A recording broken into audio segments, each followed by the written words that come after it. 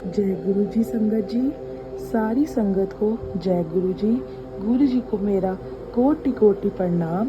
संगत जी, आप सब भी अपना सत्संग शेयर कर सकते हैं। मैं डिस्क्रिप्शन बॉक्स में एक जीमेल आईडी डाल रही हूँ। आप अपना ऑडियो रिकॉर्ड करके सत्संग शेयर कर सकते हैं और लिख कर भी शेयर कर सकते हैं। गुरु जी की इच्छा से आप सभी का सत्संग सारी संगत को शेयर किया जाएगा। जय गुरु जी, शुक्राना गुरु जी।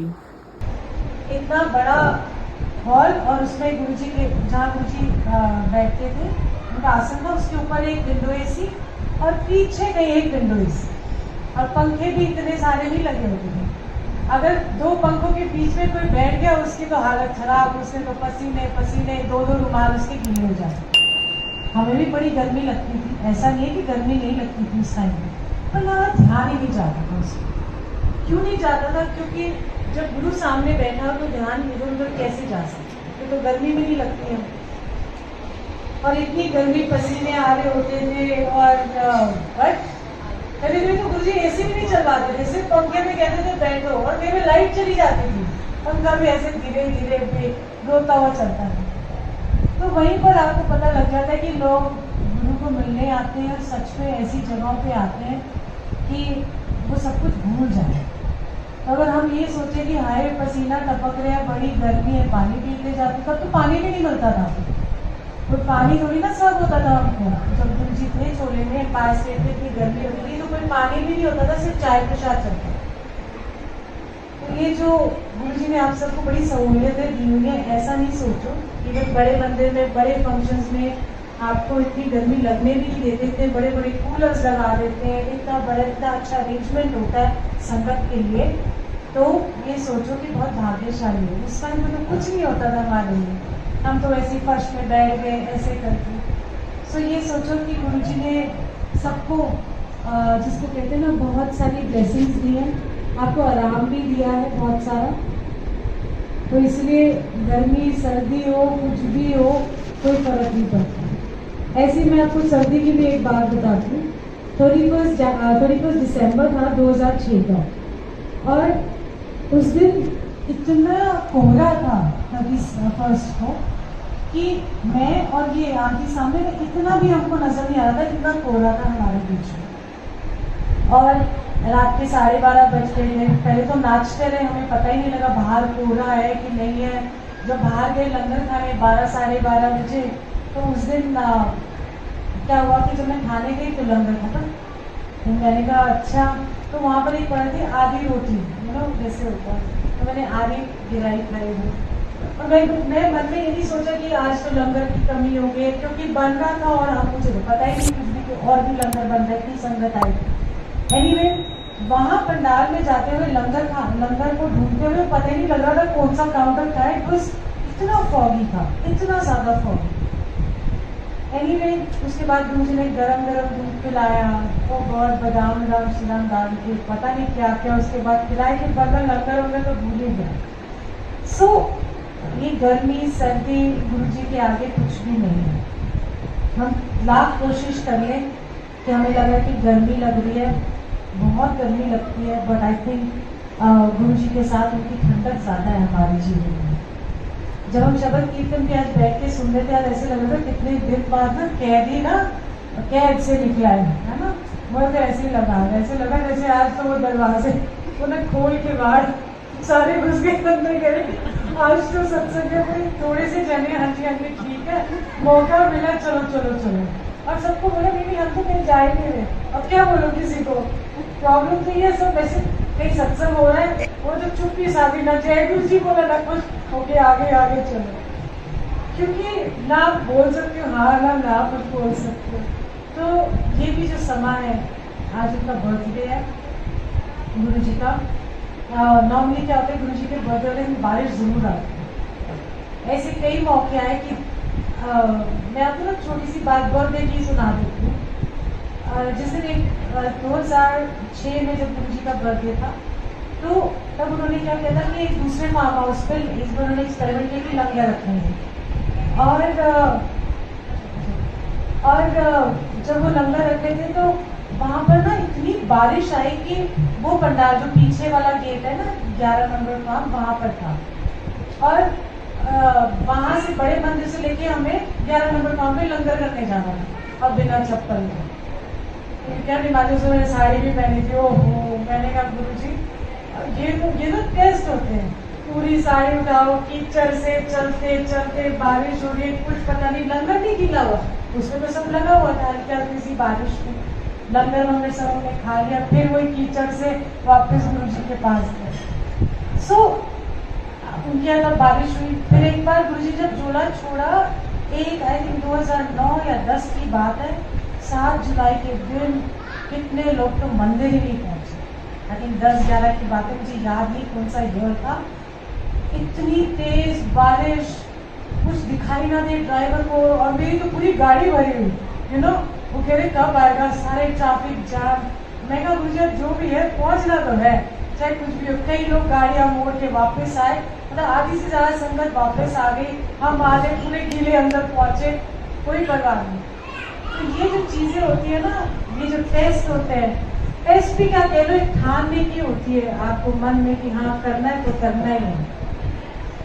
तो इसीलिए ये भी उनकी अपनी एक खेल होता है, उसको परीक्षा समझ लो, उसको टेस्ट समझ लो। पार उतर गए, घबरा गए, और बोला रहे तो यार छोड़ो यार क्या जाना है, ऐसा होता है ना मेरा एटीट्यूड, छठो की करना है जाके, या फिर कारगिजी करना है, ऐसे भी होता है। बट अब संगत ज़्यादा बढ़ गई है, तो अब मुझे लगता है कि सारे अपने घर में जैसे 7 जुलाई का फंक्शन कर लेते हैं, या कोई भी गुरु जी का फंक्शन होता है वो कर लेते हैं, तो अच्छी बात है, क्योंकि इतनी संगत अकोमोडेट हो भी नहीं सकती, तो अब प्रैक्टिकली पॉसिबल नहीं है। तो गुरु जी ने अब सबके घरों में ना मंदिर खोल दिए हैं। सो ये भी देखो गुरु जी की कितनी बढ़ियाई है कि कोविड के टाइम पे लोग जिनके परेशान हुए पर ब्लेसिंग है, जिनके घर में कभी सत्संग नहीं हुआ था, जो शर्माते थे सत्संग करते हुए कि भाई हमारे घर वाले अलाउ करेंगे नहीं करेंगे, परिवार नहीं बैठ के कर सकता था क्योंकि भीड़ भाड़ होती है, कौन इतना करे, अब सबों ने घर में अपने दरबार लगा के बैठते हैं, वो एक जांच आ गई है ना, 2 घंटे बैठते हैं, घर वाले भी इसमें से जुड़ गए। So everything is a blessing. जो भी गुरु जी करते हैं, जो उनको पता होते हैं, वो सब एक ब्लेसिंग होती है। हम सोचते हैं कि, मैं आपको एक छोटी सी बात बताती हूँ, हम सोचते हैं कि कितनी परेशानी है ना लाइफ के अंदर, पर बाद में मुझे बताते पता है क्यों आई थी, ये सब कारण है। और मैं इसमें हंस पड़ती हूँ, मैंने कहा ओ गुरु जी, क्योंकि ना अरदास मैंने कोई और लगाई थी, उसकी वजह कैसे कैसे बन के, गॉड गुरु जी ये कैसे हो सकता है, अरदास वैसी भी नहीं, जैसे अपनी मन की बात कहनी हो ना वो कह दी, और गुरु जी ने उसको कैसे पूरा किया, मैं आज हैरान होती हूँ। पर मैं अभी नहीं सुनाऊंगी इसका सत्संग, थोड़ा टाइम मेरा रुक जाओ, उसके बाद सुनाऊंगी। तो ये ट्रेन चल रही सबकी अपनी अपनी एक जर्नी है, आपने अपना सफर तय करना है, कैसे तय करना है ये आप डिसाइड करोगे। और गुरु जी के शरण में जब आप जाते हो तो बहुत प्रैक्टिकल है गुरु जी की जर्नी। आप सोचते हो कि ये क्या, कई बार ऐसा होता है, कई सवाल होते हैं कि ये क्या गुरु जी लगा रखा है, सत्संग, सारा टाइम सत्संग पे जाते रहते हो, सत्संग करते रहते हो, ये करते रहते हो। बट सत्संग बहुत प्रैक्टिकल चीज़ है। आज हम यहाँ बैठे हैं सत्संग में, ऐसी जो एनर्जी जो बरसती है, ये आप 100 लोग शादी वाले घर में इकट्ठे कर लो, सबके मुंह टेढ़े मेढ़े से रहेंगे। ऑनेस्टली स्पीकिंग कोई एनर्जी नहीं होती, सब नेगेटिविटी होती है। बंदा जो अच्छा खासा पॉजिटिव होगा ना, वो भी खींचा जाता है उसके अंदर, उन्हें कितना बट यहाँ पर आप बैठे, आप खुद भी महसूस करोगे कि जो एनर्जी, जो ऊर्जा है, ये प्रैक्टिकल है। ये कोई ऐसे वैसे नहीं है कि एक जोत जला दी गुरु जी की, ये अगरबत्तियाँ जला दी, आसन लगा दिया, शब्द लगा दिया, नहीं। प्रैक्टिकल ये चीज़ है कि गुरु जी आपको एनर्जी महसूस कराते हैं, ये प्रैक्टिकल है। सत्संग क्या करता है, सत्संग के मायने क्या है, गुरु जी को हम गुरु जी का गुणगान क्यों करते हैं, क्योंकि जब हम उनका गुणगान करते हैं ना, तो हमारे अंदर कई चीज़ें जो होती है ना, वो निकलती जाती हैं। नेगेटिविटी तो हम भरे हुए हैं, कोई ना कोई ऐसी चीज़ होती है हमारी लाइफ के अंदर, नेगेटिविटी में इतनी नेगेटिव होती है कि आपको निकालना मुश्किल होता है। पर सत्संग करते करते, गुरु जी की बात करते करते, गुरु जी की बात करते तो पॉजिटिव बात करोगे ना, नेगेटिव तो करोगे नहीं, तो वो पॉजिटिविटी आपकी लाइफ के अंदर आती है। दूसरी चीज गुरुजी आपको हिम्मत बड़ी देते हैं। सत्संग से आपको पॉजिटिविटी मिलती है, हिम्मत मिलती है। हिम्मत और पॉजिटिविटी क्या करती है? हमारा जीवन चलाती है। तो ये प्रैक्टिकल चीज है।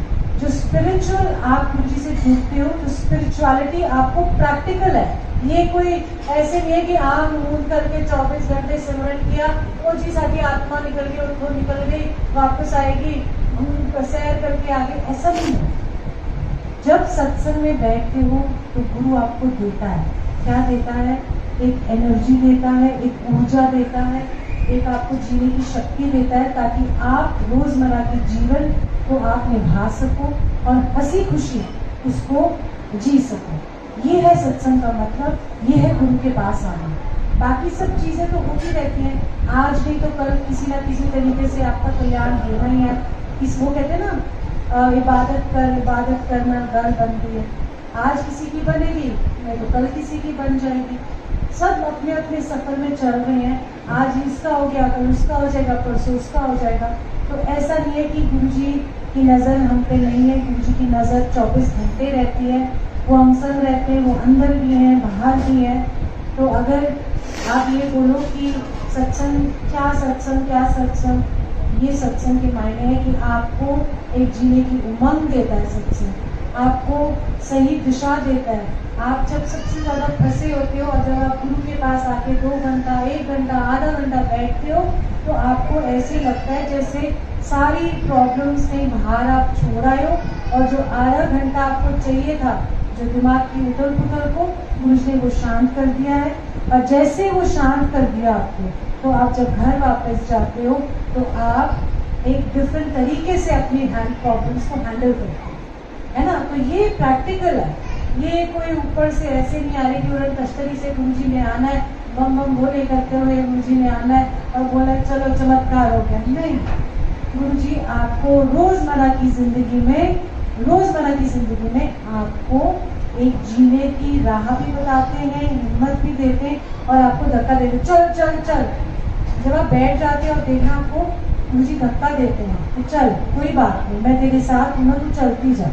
तो हमारे कर्म भी कट जाते हैं, हम हंसते भी रहते हैं, रोते भी रहते हैं, बिलखते भी रहते हैं।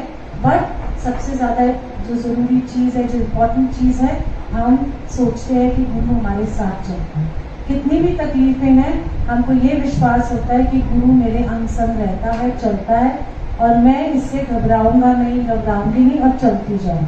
तो ये है गुरुजी की हिम्मत, ये है गुरुजी का क्या कहते हैं प्रैक्टिकल तरीका कि आपको ये सब चीज़ें देते हैं। तो सत्संग के मायने भी ये है, बड़े मंदिर जाने के भी मायने ये हैं, सेवा करने के भी मायने ये हैं कि आपको जीने की एक दिशा देंगे और आपको हिम्मत देंगे रोजमर्रा की जिंदगी जीने का।